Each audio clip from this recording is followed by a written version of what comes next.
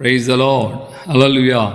దేవునికి మహిమ కలుగును గాక. క్రీస్తు యేసునందు నా ప్రియమైన దేవుని బిడ్డలని మీ అందరికీ ఉదయకాలపు శుభములు తెలియజేస్తున్నాను. ప్రియమైన దేవుని బిడ్డలారా, ఎలా ఉన్నారు? మన ప్రభువును రక్షకుడైన యేసయ్య చాలిన దేవుడిగా ఉండి ఇంతవరకు ఆయన మనల్ని కాపాడి సంరక్షించారు కదా, అందుని బట్టి దేవునికి మహిమ కలుగును గాక. ఈ 9వ మాసంలో ప్రభు పితృడైనటువంటి నహుము ద్వారా గత దినాల్లో మనకు అనుగ్రహించినటువంటి లేఖన భాగాల ద్వారా మనము బలపరచబడ్డామని, మనకు ఆదరణ సమాధానం కలిగిందని, దేవుని యొక్క సన్నిధిలో మీరు రిటర్న్ రాస్తున్న కామెంట్ల ద్వారా, మీరు లైక్ చేయటం ద్వారా, ఈ వీడియోను అనేకులకి స్ప్రెడ్ చేయటం ద్వారా, అనేకులకి మీరు పంపించడం ద్వారా మాకు అర్థమవుతుంది ఈ వాక్కులు మీకు చాలా ఆదరణకరంగా ఉన్నాయని. నిజంగా మీరున్న ఏ పరిస్థితిలో, మీరు ఏ విధంగా మీ జీవితాన్ని కొనసాగిస్తున్నారో మానవ మాతృలుగా మేము ఎరుగము, కానీ సర్వోన్నతుడైన దేవుడు మీ గురించి, మన అందరి గురించి ఆయన ముందుగానే ఎరిగి ఉన్నాడు కనుక ఆయా సమయానికి తగినట్లుగా ఆయన మనతో మాట్లాడుతున్నాడు. Praise the Lord. హల్లెలూయా. దేవుని బిడ్డలారా, మరి ఈ రోజున అదే పితృడైన నహుము ద్వారా, ఆదరణకర్త అయిన నహుము ద్వారా దేవుడు మనతో మాట్లాడుతున్న మాట ఏంటో చూద్దాం. 7వ వచనం అలాగే 9వ వచనంలో ఈ రోజున మనం గమనిస్తే, యెహోవా ఉత్తముడు, శ్రమ దినమున ఆయన ఆశ్రయదుర్గమవుతాడు, తను నమ్మిన వారిని ఆయన ఎరిగి ఉన్నాడు అని వ్రాయబడింది కదా. అదే వచనానికి రిలేటెడ్గా 9వ వచనాన్ని మనం జాయింట్ చేసి చూస్తే 2వ భాగంలో బాధ రెండవ మారు రాకుండా దాన్ని పూర్తిగా ఆయన నిర్మూలపరుస్తాడు. హల్లెలూయా. సో శ్రమలు వచ్చాయి, బాధలు వచ్చాయి, కన్నీళ్ళు వచ్చాయి, దుఃఖం వచ్చింది. మరి ఈ పరిస్థితుల్లో అనుభవించాం. దేవుడు ఆ పరిస్థితుల్లో సహాయం చేశాడు. శ్రమ దినమున ఆయన నమ్మిన వారికి ఆశ్రయము దుర్గముగా ఉన్నాడు కదా, అలాగే తను నమ్మిన వారిని ఆయన ఎరిగి ఉన్నాడు కదా. ఆ ప్రజలతో ఇప్పుడు చెప్తున్న మాట ఏంటంటే, నీ జీవితంలో బాధ రెండవ మారు రాకుండా ఆయన బొత్తిగా నిర్మూలన చేస్తాడు. హల్లెలూయా. దేవుని బిడ్డలుగా ఈ రోజున నీ వ్యక్తిగత జీవితంలో నువ్వు ధైర్యం తెచ్చుకోవాలి. ఒక్కసారి బాధ వచ్చింది, మళ్ళా రెండవ మారు రాకుండా ఆయన బొత్తిగా దాన్ని నిర్మూలపరుస్తున్నాడు. నిన్ను బాధించేవారు, నీకు శత్రువులుగా, నీకు వేదన దుఃఖం కలుగు చేసేవారు, నీకు కన్నీళ్లు తెప్పించేవారు పలు విధాలుగా నీకు ఉండొచ్చు. కానీ ప్రభు యొక్క ఆత్మ చెప్తున్న మాట ఏంటంటే, నిశ్చయముగా నీ వ్యక్తిగత జీవితంలో బాధ అనేది నీకు రెండవ మారు రాకుండా ఆయన నిన్ను తప్పిస్తాడు. పితృడైనటువంటి ఆ యొక్క నయమాను గురించి మనం గమనిస్తే, అతడు సైన్యాధిపతి, సిరియా దేశానికి రాజు యొక్క సైన్యాధిపతిగా ఉన్నాడు. అలాంటి వ్యక్తి ఇజ్రాయేలు దేవుని యందు విశ్వాసం ఉంచాడు. ఆయన ఇంట్లో ఉన్న ఒక ఇజ్రాయేలు యొక్క చిన్న పాప చెప్పిన మాటను బట్టి ఇజ్రాయేలు దేవుని యందు విశ్వాసం ఉంచినటువంటి ఆ నయమాను యొక్క జీవితంలో మనం గమనిస్తున్నాం. ఆయనకు వచ్చినటువంటి ఆ కుష్ఠరోగం అనే బాధ, ఆ వేదన, ఆ రోగము, ఆ సమస్య ఎప్పుడైతే దైవజనుడు ఎలీషా దగ్గరికి వచ్చి ఆయన చెప్పినట్లుగా చేసి తన జీవితంలో కార్యం ముగించాడో, వెంటనే ఆయనకున్న కుష్ఠరోగం అంతా పోయింది. దేవుని యొక్క వాక్యం తేటగా చెప్తుంది, అతడు తన యొక్క జీవితంలో పూర్తిగా పరిపూర్ణంగా మార్పు చెందబడిన వాడై తన ఇంటికి వెళ్ళాడు సంతోషంతో అని. మళ్ళా నయమానికి మళ్ళా కుష్ఠరోగం వచ్చినట్లుగా మనం లేఖనాల్లో ఎక్కడ గమనించలేం. అంటే ఇక్కడ మనం గమనించాల్సిన దేవుని వాక్కు, బాధ రెండవ మారు రాకుండా ఆయన బొత్తిగా నిర్మూలన చేస్తున్నాడు.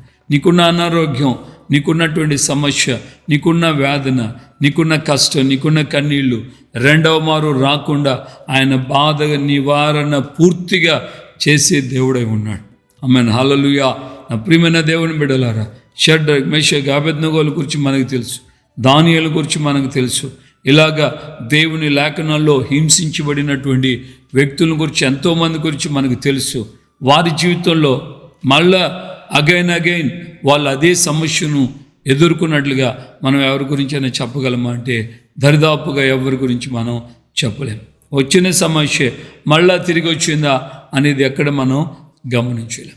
అలాగా నీ వ్యక్తిగత జీవితంలో దేవుడు బాధ నీకు రాకుండా, రెండవ మారు నీ మీదకి బాధలు, రెండవ మారు నీ మీద కన్నీళ్ళు, రెండవ మారు నీ మీద నిందలు, అవమానాలు రాకుండా ఆయన నిన్ను సంరక్షించువాడై ఉన్నాడు. మన హల్లెలూయా. మెట్టుకు మనం ఏం చేయాలి?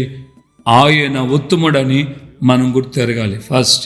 సెకండ్, శ్రమ దినమున ఆయన నాకు ఆశ్రయ దుర్గమని నమ్మాలి. మూడవదిగా, నీవు ఆయన ఎదురు నుండి ఒక సాక్ష్యం, నన్ను నమ్మిన నా కుమారుని, నన్ను నమ్మిన నా కుమార్తెను నేను ఎరిగి ఉన్నానని ఆయన ఎదురు నుండి సాక్ష్యం రావాలి. ఇలాంటి సాక్ష్యం మనకు వచ్చినప్పుడు నిశ్చయముగా దేవుని యొక్క వాక్యం చెప్తుంది ఈ 9వ వచనంలో, బాధ రెండవ మారు రాకుండా ఆయన బొత్తిగా నిర్మూలన చేస్తాడు. నీకు ఆయన కాపుదల, సంరక్షణ పరిపూర్ణంగా అనుగ్రహిస్తాడు. మరి ఈ రోజున నీ పరిస్థితి ఎలా ఉంది? నీ వ్యక్తిగత జీవితం ఎలా ఉంది? నువ్వు ఆయన విశ్వసించున్నావా? నమ్మకమైనటువంటి దేవుడని, నమ్మిన వారిని అన్నుడు సిగ్గుపరచుడని, యెహోవా ఉత్తముడని రుచి చూచి ఎరిగి ఉన్నానని నువ్వు ధైర్యముగా దేవుని యందు విశ్వాసంతో నువ్వు ముందుకు కొనసాగించబడుతున్నప్పుడు నీకు ఆ బాధ రాకుండా ఆయన బొత్తిగా నిర్మూలన చేస్తాడు. హల్లెలూయా. ఈ రోజున మనం గమనిస్తే ఎవరైనా డాక్టర్ దగ్గరికి వెళ్ళినప్పుడు వాళ్ళు ఏమని చెప్తారు? ఇప్పటివరకైతే చేసాం, మళ్ళీ వస్తుందో రాదో మేమైతే చెప్పలేము. ఒకవేళ ఛాన్సెస్ ఉంది, ఒకసారి రెండోసారి రావచ్చేమో. స్టంట్ చేస్తున్నారు, హార్ట్ ప్రాబ్లం ఉన్నప్పుడు స్టంట్ కొడుతున్నారు.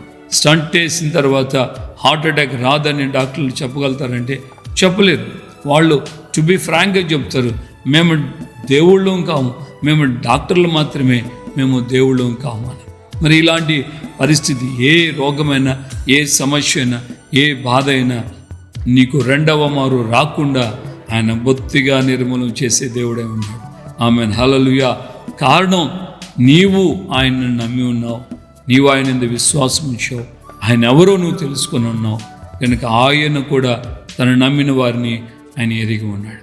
ప్రార్థన చేసుకుందామా? దేవుని దగ్గర నీ స్థితి ఒకవేళ సరిగా లేకపోతే ప్రభువు చెప్పు, నేను ఇన్బ్యాలెన్స్గా ఉన్నానయ్యా, సరిగా లేను నేను, అయితే నా అడుగులు స్థిరపరచండి. మిమ్మల్ని నేను మనస్ఫూర్తిగా మిమ్మల్ని ఎరుగుతున్నాను, గుర్తెరుగుతున్నాను. మీరు అయ్యా రుచి కలిగిన దేవుడు, అయ్యా రుచి చూచి ఎరిగి ఉన్నానయ్యా, మీరు ఉత్తమమైనటువంటి దేవుడని, మీరు తప్ప వేరొక దేవుడు లేడని నేను నమ్మాను అనుభవపూర్వకంగా. కనుక ఈ యొక్క అస్తవ్యస్తమైనటువంటి నా జీవితాన్ని సరిచేయండి అని నువ్వు ఆయనకి ప్రార్థన చేస్తే నిత్యముగా ఆయన మరలా తన యొక్క కృపతో క్రీస్తు అనే బండ మీద ఆయన నిలబెడతాడు. ప్రార్థన.